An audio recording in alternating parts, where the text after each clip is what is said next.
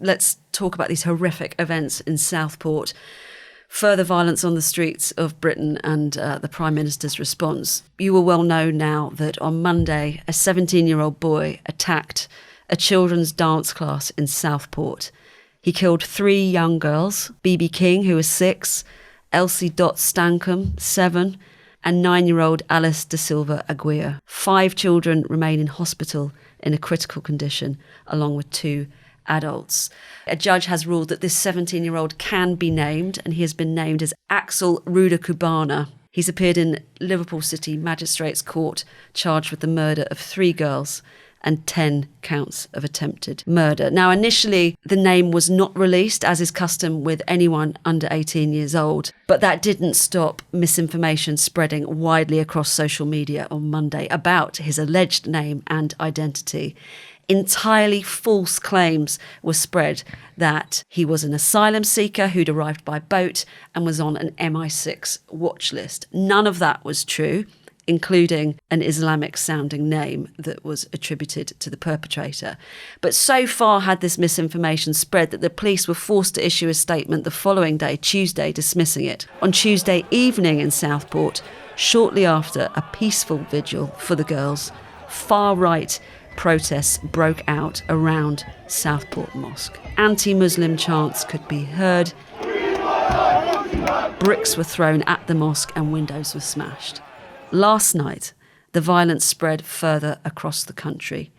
In Hartlepool, 8 people were arrested and 50 officers received medical treatment. There were also violent scenes in Manchester and central London, where more than 100 people were arrested.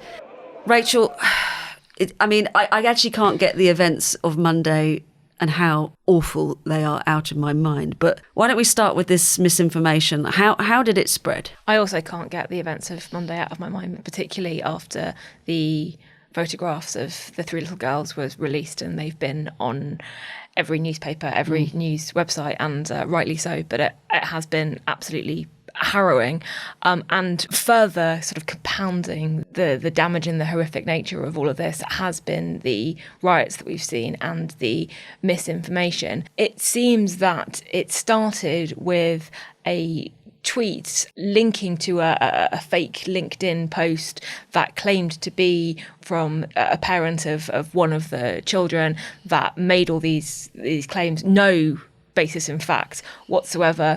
That was then picked up by a number of other Twitter accounts, including one called Channel 3, which is linked to people in Pakistan and is by disinformation experts considered a monetization operation. So it is. I thought it was posted by some Russian guys. Is that not? It's also reposted by people with Channel 3 links now, to. no?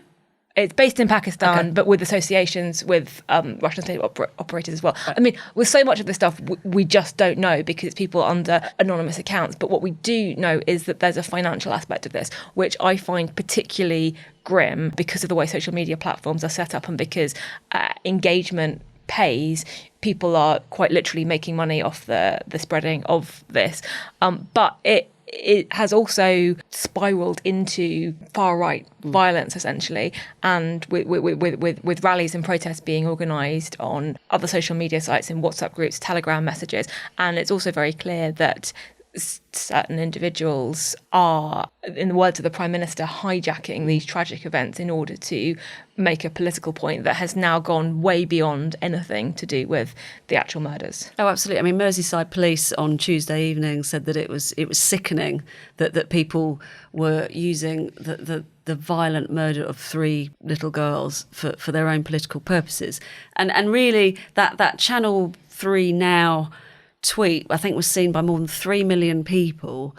It's been quite frightening watching this unfold because, as you say, members of the far right they wanted to believe that because it fitted with their political narrative of hatred and sowing the seeds of division in this country. So quite crazy scenes of attacking a mosque when there's absolutely no evidence whatsoever that the perpetrator is Muslim. And even if they were, it would be completely inexcusable. And, cries of take back our streets.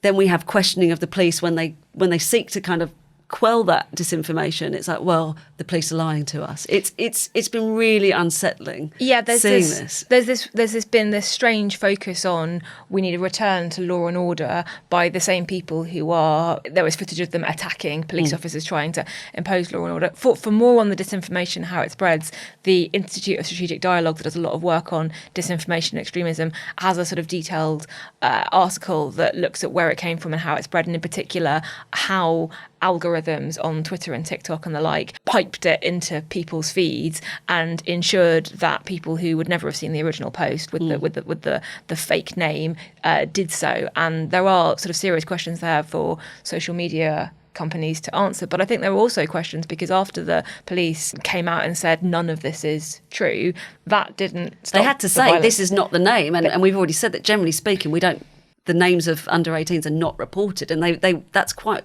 rare. Yeah, for them to firstly say this name that you think it is wrong, and then a day later for a judge to name the 17-year-old. This is it's not something that you would normally see, and clearly that decision was made because of the violence and of the potential for it to escalate. But I think what we've seen is it's got to a point where the people who want it to escalate are not going to be put off by the actual facts emerging. I mean, I've written about Southport this week, and I use the line, why let the facts get in the way of having a good fight? I mean, they can't be dissuaded against their mission. One of the things that I find really unsettling is it was a Taylor Swift themed dance class. So not to go into speculation about anything, but there is a particular demographic that is likely to attend a Taylor Swift dance class, and there's been no real talk about violence against women, about misogyny,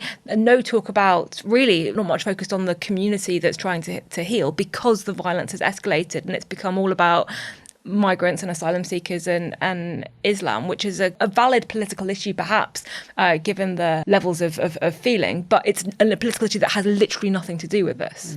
No. There's nothing worse. I can't imagine anything worse than losing a child, and to have this on top of the worst tragedy that anyone could possibly imagine is just quite grotesque, actually.